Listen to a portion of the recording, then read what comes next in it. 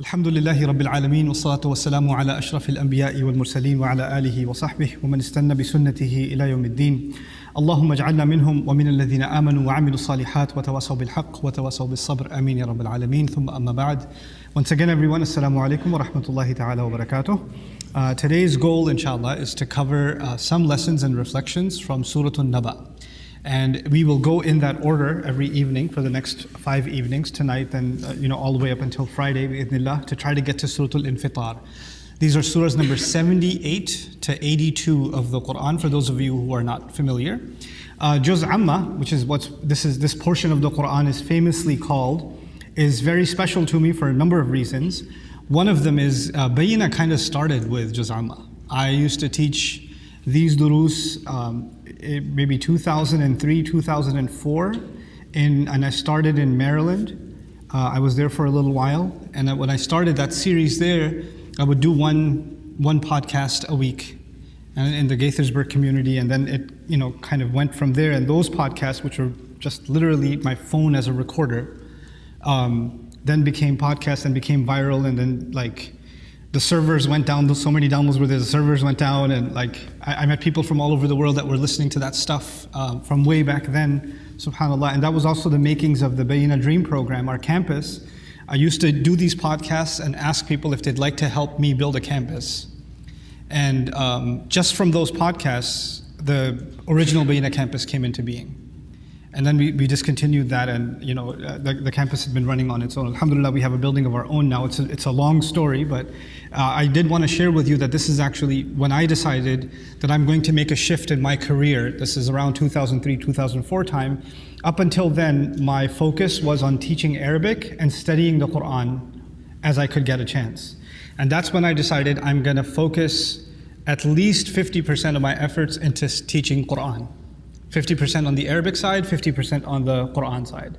And alhamdulillah, now that I've come back for you at this occasion, pretty much my entire work is Quran study now. I've passed on the Arabic teaching to my students who have now become teachers, and the curricula have been standardized the way that I developed them, and even further enhanced by them. I'm very grateful for them. And so that's given me an opportunity to become a full-time Quran student. And as a result of that, some of the things that I studied so many years ago, I'm restudying. I'm going back and looking at the same surah that I did so many years ago. And one of the weird things I have to do for these durus is listen to myself from 12 years ago or 15 years ago. And it's very awkward listening to yourself. You should try it sometime. It's a psychological torture. From the how nasal you sound, and how sometimes I listen to myself and say, wow, I used to be really smart. What happened to me? And then other times I say, how was I this dumb? So that's been an interesting adventure also. But there are other studies and other developments in the field of the study of the Quran that I've been made more familiar with, and I hope to introduce you to some of those things as we progress also. I'd also like to acknowledge that this series is now a group effort. So I come and present, but I am a student among other peers. So we actually at Bayyina now have a research group. There are a group of us that study Quran together. We take different assignments within the study of the same surah. Some people work on just the vocabulary of the surah, others work on comparative tafsir, others work on textual analysis, etc., and even some biblical subtext. And we kind of put that all together, and that informs a lot of these lectures. So this is actually a group effort, and I'd like to acknowledge Sheikh Suhaib and his team for the work that you guys may not know Sheikh Suhaib Saeed. He's in Scotland, and so he works remotely from there, which is why I sneak off to Europe every now and then just to catch up with him and catch up on some studies. In any case, so we begin with Suratul Naba today. One of the things I'd like to share with you about the style of Meccan Quran is that it's very rhythmic. It's very, it sounds blasphemous to say musical, but it's actually very, the tonality of it, when you listen to recitation of it, is very, very powerful. As a matter of fact, even if a non-Muslim listened to it, they'd start getting a buzz out of it. How incredible it is and how captivating it is. Okay, so the audible quality of these surahs is very, very powerful. And that actually plays a role in the message of the surah as well. When we study the Quran now, pretty much the Quran to us is a book, right? So you're reading a book. And for most of us, we're reading it in translation. But that's not how the original audience of the Quran experienced the Quran. They heard sounds. They heard words. There was no paper in front of them. It wasn't a silent experience. It was a lived experience, right? And so a lot of the power of the message of the Quran is often hard to capture when you translate. And that's especially true of the Quran from Makkah. This is some of the earlier revelations of the Quran, shorter surahs, shorter ayat, very poetic and picturesque in nature, and they move quickly. It's rapid fire, right? And that kind of power, that kind of poetic power, and it's far beyond poetry, and that's one of the things that baffled the Arabs of the time. That kind of power is very difficult to capture in translation. So one of our tasks is also going to be to try to understand how these ayat are flowing and what's going on with them. So I'll begin now with a little bit of background. You have to understand people that are called, the Quran calls them al-mukaththibin. Al-mukaththibin. And that's actually a subject from the surah right before this one. وَيْلٌ يَوْمَئِذٍ لِلْمُكَثِّبِينَ. The worst destruction shall fall upon this group of people Allah calls al-mukaththibin. Who are they? These are people who heard the message of Islam. They were exposed to the Quran. They were exposed to the Prophet ﷺ. They found the arguments convincing. It's not like they didn't find the arguments convincing, but they didn't want to accept it. So they had a number of reactions. Either they called the Prophet a liar, or they called the Quran a lie, or they dismissed it altogether. And it's one thing to not believe something. It's another to call somebody else a liar. Look, if I'm trying to convince you of something and you're not convinced, then you haven't done anything against me. You just didn't agree with me and you walk away. But if I'm convincing you of something and you not only are you not convinced, or even if you are convinced, how do you respond? By making allegations against me. Now you're on the offense. You're not just some neutral party, you're on the offense. You're trying to undermine either my character or what I'm trying to say, or you're trying to humiliate me before others. Hey, don't listen to him, he's a liar. So now it's not just between you and I, you've basically created a campaign against myself. Mukaththibun in the Quran are the people who made a campaign against the Prophet ﷺ. And they're also described as the people who did takdeeb of previous prophets. These people are campaigning against the message of truth. Okay? Now, one of the forms of takdeeb is what we're going to come across in the very beginning of this beautiful surah. Allah Azza wa Jalla says, عَمَّا يَتَسَاءَلُونَ. About what are they asking each other? عَنِ النَّبَإِ الْعَظِيمِ. About the great event. Now, to ask one another, let's stop there first. Tasa'ul comes from the Arabic word su'al. Urdu speakers call it sawal. Right? Su'al in Arabic, the verb sa'ala, to ask a question, does two things. It could be su'al al-istifham. It could be you ask someone to try to understand something. Like a question. When you ask somebody a question, you're looking for information, you're looking for understanding. Simple enough. But there's also su'al al-istihza. There's also a question meant as sarcastic commentary. Like, when the youth here will understand, somebody says something, you're like, seriously? Question mark? And when you say it like that, you're not actually asking seriously, you're saying you're really not very intelligent at all. And, and so sometimes the way you ask a question, are you for real? And when you do that, you're putting down somebody. Is that really the best you can do? That's not really a question, is it? Is that the best you got? That's not a question, that's an insult. And so sometimes questions are asked for the purpose of diminishing somebody else's speech, commentary, to make them feel belittled. These are psychological tactics. You see, and this is an important part to, an opportunity to mention this, because we are in the midst of media propaganda. All kinds of things are being said about Islam from all kinds of voices in all kinds of ways. So especially for the young here, you need to understand something called logical fallacies. This is going to help you a lot in life. Logical fallacies are when people are arguing for or against something, in our case most of the time Islam, they are going to use tactics that are very powerful, but they're not fair. You won't even realize that basically they're cheating an argument. It's basically cheating. It's like the guy that came into a boxing match with bricks inside his glove or something. They have an unfair advantage. And these advantages, they're not rational, they're not reasonable, based on reason, they're emotional tactics. To give you an example, if I was to have a debate with maybe a member of the Christian faith, even though I don't believe in debate, but hypothetically, I'm sitting on a table and we're discussing something about Jesus or something. Obviously, we have different points of view. And we're having this conversation in the church.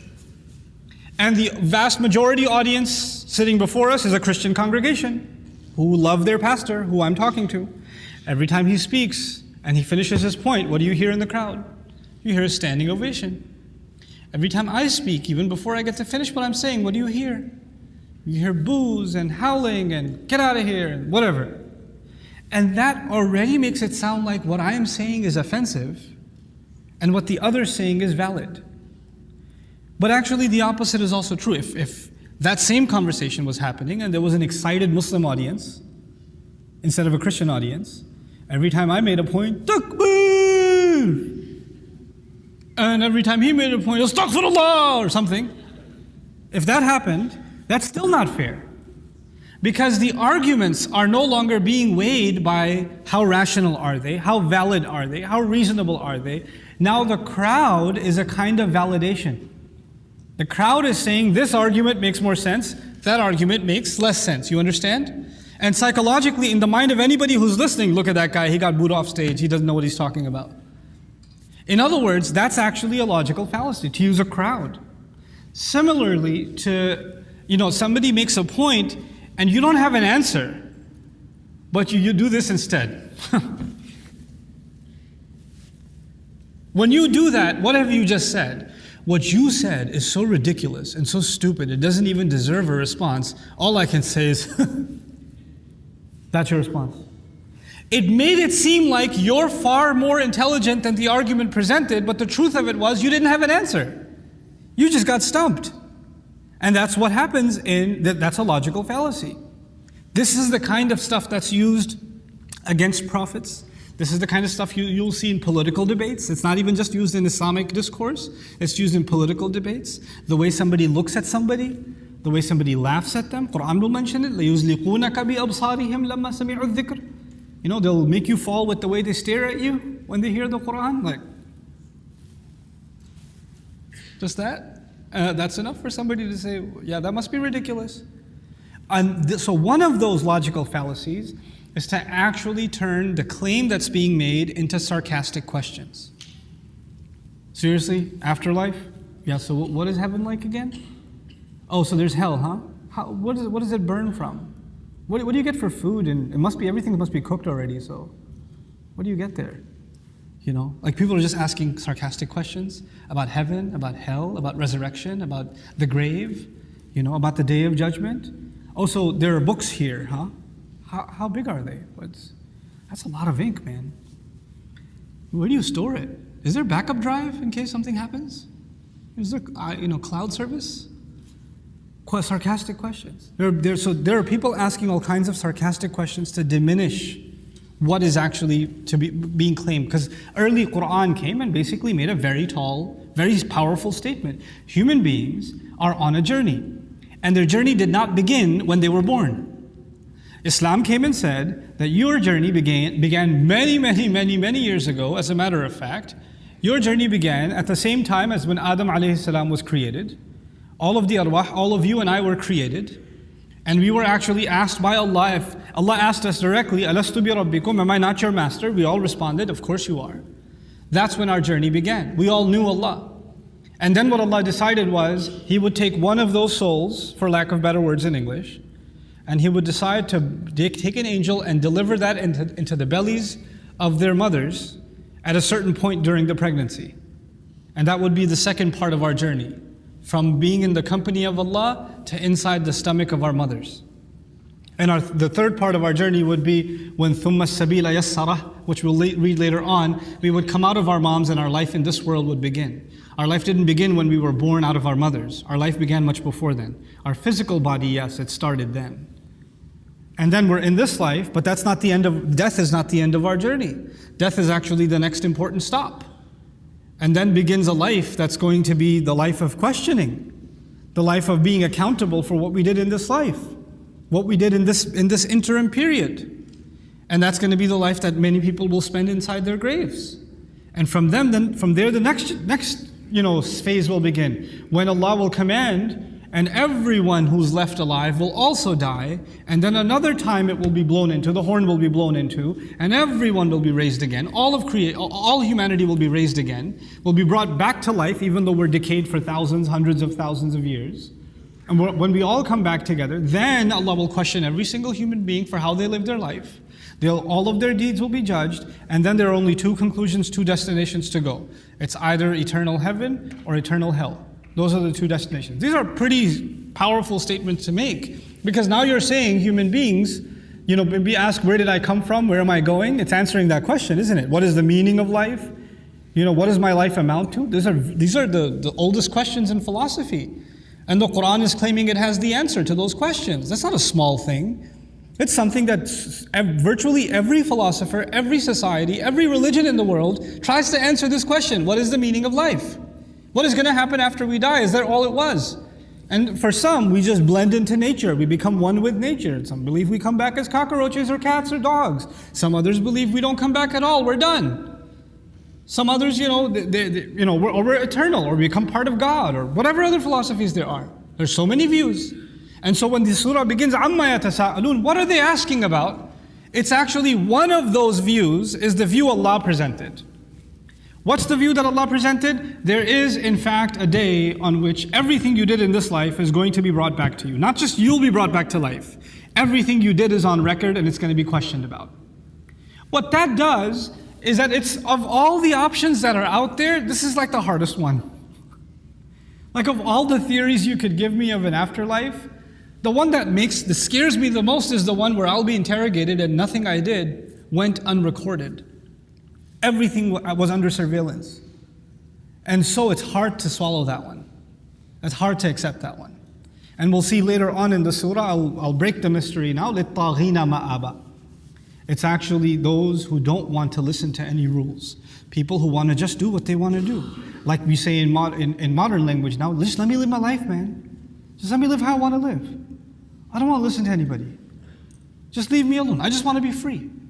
Those people are most agitated by the notion of a day of resurrection. They're most disturbed by it. So when Allah begins, عَمَّا يَتَسَاءَلُونَ عَنِ النَّبَإِ الْعَظِيمِ, are they really daring to ask questions about the great event, the great naba? They say in English, naba can mean news. In Arabic, in Quran, there are two kinds of news. There's khabar and naba. And khabar is for small things. Khabar could be, hey, I'm lost, can you give me some khabar how to get to this town? That's khabar.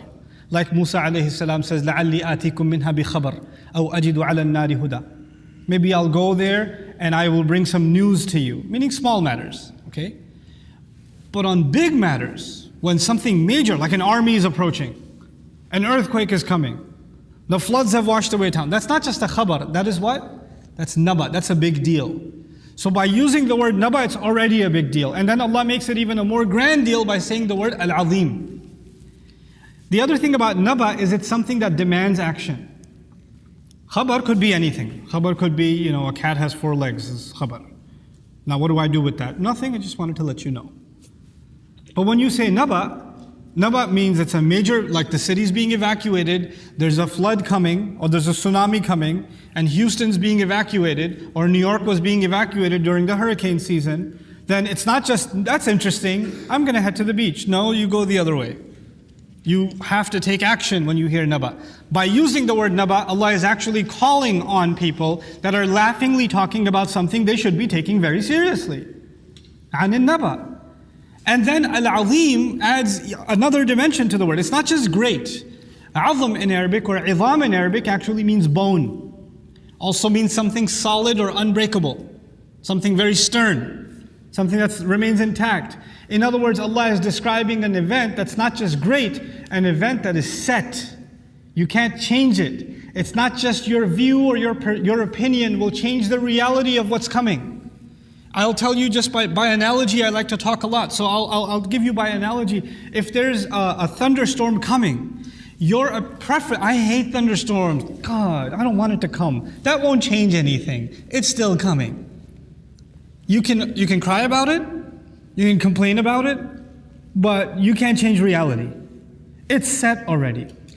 It also creates the notion, that the use of the word creates the notion that the afterlife, the thing Allah is talking about, this resurrection that Allah is talking about, is something tangible. It's not just a philosophical state of mind. For some fluffy versions of afterlife, notions of afterlife, after we're dead, we're just going to be these like ghost-like creatures that go through walls, Casper style back in the day, and there's not really going to be anything tangible. There's no physical heaven. It's just a state of mind. Heaven is not a state, it's a state of mind.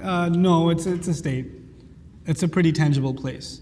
And that all of these notions are encapsulated inside عن النبأ العظيم. And so then Allah says, الَّذِي هُمْ فِيهِ